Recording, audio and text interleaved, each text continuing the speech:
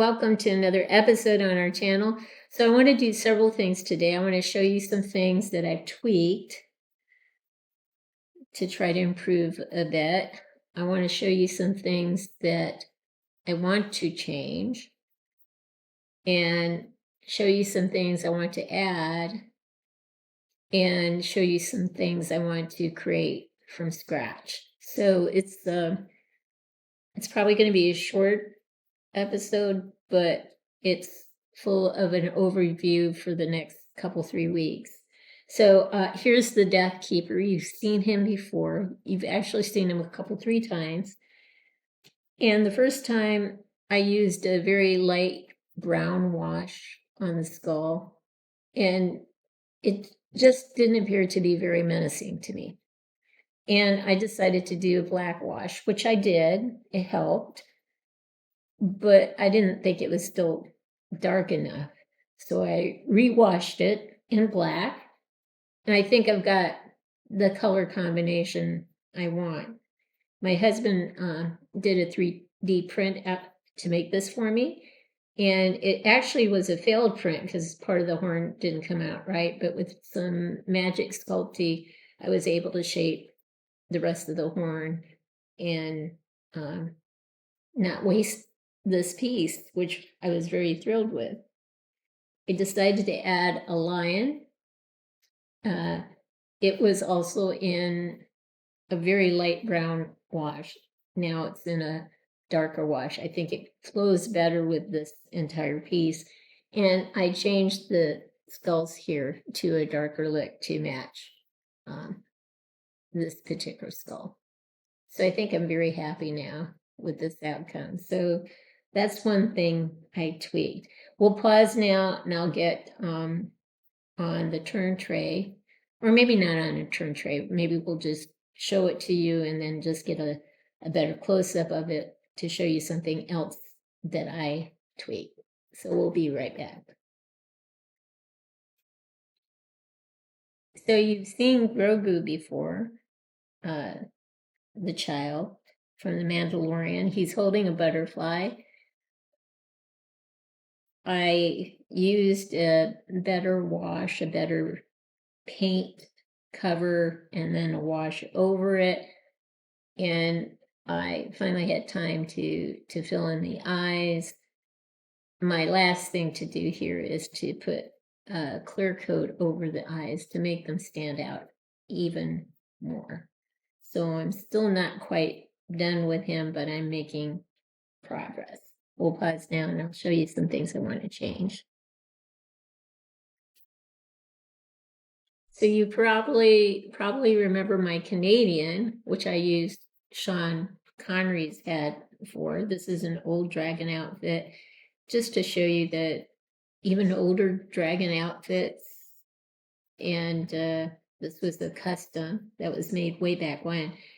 Sometimes they look pretty darn good on their own. But in retrospect, I think a gentleman from Scotland probably shouldn't be on a Canadian guy, but a Canadian guy would probably be more appropriate for this particular figure. So I'm going to think about who to put on here. That would be Canadians.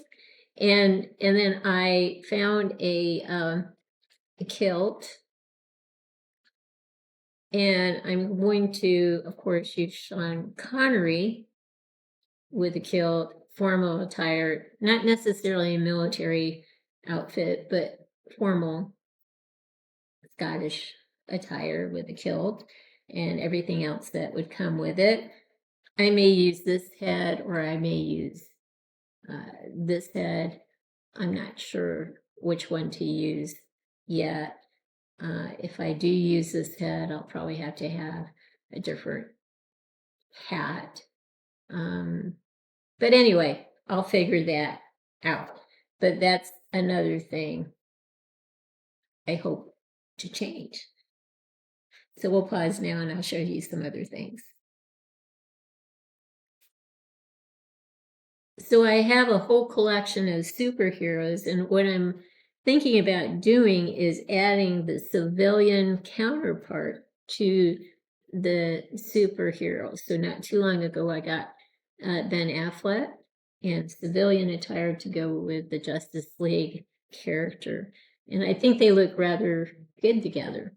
Now here's the Batman. And when I got the Batman, apparently I didn't get the super deluxe or whatever it's called. And I had a holster but no gun. And I panicked because I thought they forgot to put the gun in it, but apparently I didn't get the right edition. So I found a gun that I think works. And looks actually quite good in his holster. But I'm going to use basically the same head as the Batman, but I'm going to put him in civilian attire and kind of try to represent him beginning the transition to this character using this hat. I love this hat, especially with this hair. So I'll put in his hand a batarang or a Batman mask or something like that he's looking down at. I'll figure out how to make it look poignant and meaningful and can stand beside this character very well. So that's something I'm intending to do. I also have the Flash, Ezra Miller, and I was able to get a hold of a head for Ezra Miller. So I'll be putting civilian attire on him as well. So this is something I hope to do with each character. Maybe I can't do every character, but I'll do my best. So anyway, so we'll pause now and then I'll tell you about some other things that are in the works. I've had these helmets and this one with the armor for a ton of years, 25, 30 years, maybe. And these may even predate my entry into the 1/6 scale world of figures. I'm not sure, but they're about 1/6 scale in terms of size. They look great on their stands, so I'm not sure I'm going to follow through with this or not, but they would also look absolutely cool on 1/6 scale figures. My thinking anyway. This one's from Poland. This one's from Germany, and this one's from England. They're made out of pewter, and they're really heavy.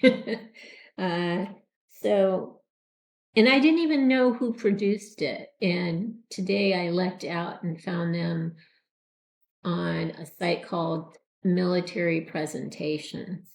So if you're interested in these types of helmets, that's a place you could go. But they were much more expensive at the time that I first found their website. Now they're about $28.50 each. It's not too bad considering how substantial they are and how well made they are. So anyway, it's just an idea I'm playing with right now. So I'm not sure if I'm going to follow through with it or not, but we'll find out. So we'll pause and I'll show you some more things I'm thinking about working on.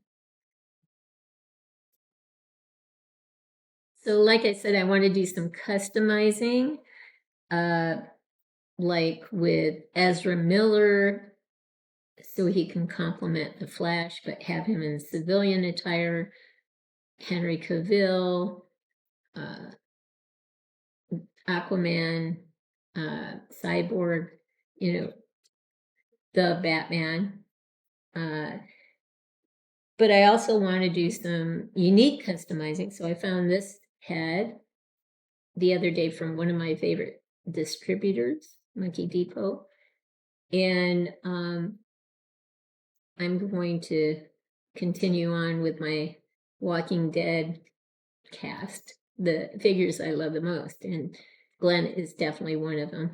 I'm not too fond of the clothing that 3-0 has picked out for some of the characters. in The Walking Dead, so I'm going to dress him my way.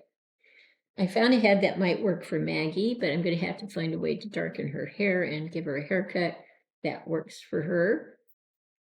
I think this might work. We'll find out, that's for sure. And I have a Tom Hardy head here, so I'm going to try to make the character from the series Taboo. If you haven't seen it, it's really good. They've only done 1 year, and that was a couple, 3 years ago. They're getting ready for the second season, and it probably will be very, very good. But I want to make his character. And I am sure I will have other characters that I want to make. I thought I'd be running out of stuff by now.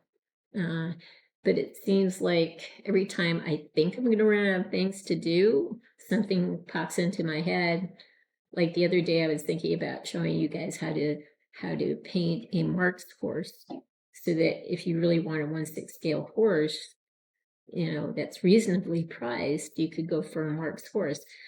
I recalled that when I got a Mark's horse many years ago, it was about $30 altogether. And surprisingly, you can get a horse between like $30 and $40, maybe $45 by the time everything is said and done. Whereas for a Mr. Z horse, you're going to pay $150 to $250 for it. Now, the neat thing about Mr. Z horses are that they are texturized, so there's a little more realism there. But a Mark's horse, if painted well, is going to look pretty darn good. So anyway, those are some of the things I have going on for the next couple, 3 weeks or so, or maybe longer. I hope you've enjoyed the overview today. If you have, consider giving us a thumbs up and subscribing to our channel. In the meantime, everyone, please have a great day.